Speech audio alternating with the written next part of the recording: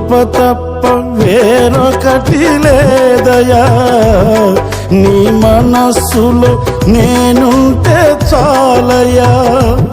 బహుకాలముగా నేనున్న స్థితిలో నీ కృప నాయడ చాలునంటివే.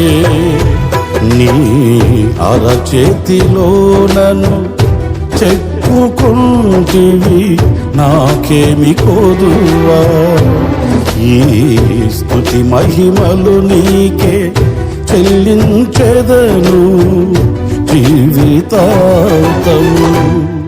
ఘనమైనవి స్థిరమైనవి, ఘనమైనవి నీ కార్యములు నా ఎడల, స్థిరమైనవి నీ ఆలోచనలు నా యేసయ్యా.